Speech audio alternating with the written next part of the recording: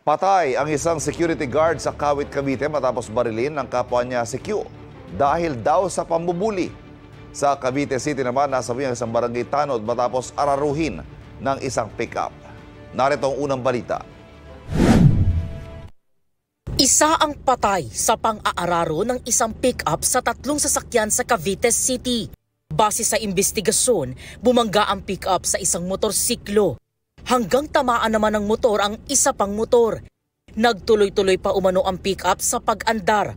Hanggang masagasaan ito ang isang nagpapatrolyang tanod. Sinubukang tumakas ng pick-up hanggang bumangga naman ito sa isang minibus.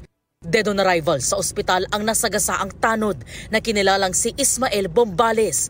May 6 na iba pang sugatan. Batay sa resulta ng breath analyzer test, positibong nakainom ng alak ang pickup driver.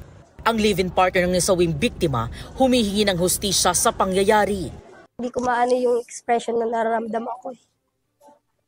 Lalo na ngayon, yung anak ko, baby pa. Bago siya lang yung kasama ko sa bahay. Siya lang yung katuwang ko.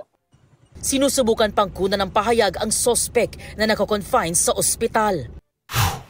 Nang dahil umano sa pangbubuli, patay ang isang security guard sa Kawit, Cavite ng barili ng kapwa niya si Q. Ang krimen nangyari sa munisipyo ng Bayan kung saan nagtatrabaho ang dalawa. Base sa investigasyon, magkasabay sa duty ang sospek at biktima. Sinundan daw ng armadong sospek ang biktima at binaril sa ulo. Nadala pa ang biktima sa ospital pero nasawi kalaunan. Arestado ang gwardyang bumaril. Paliwanag niya. Kaya ko binaril yun, sir. Lagi na ako minumura, sir. Tapos, lagi na ako pinapahiya sa mga maraming tao. Hindi muna nagbigay ng pahayag ang asawa ng biktima. Maharap ang sospek sa reklamong murder. Ito ang unang balita. EJ Gomez para sa GMA Integrated News. Kapuso, huwag magpapahuli sa latest news and updates. Mag-iuna ka sa balita at mag-subscribe sa YouTube channel ng GMA Integrated News.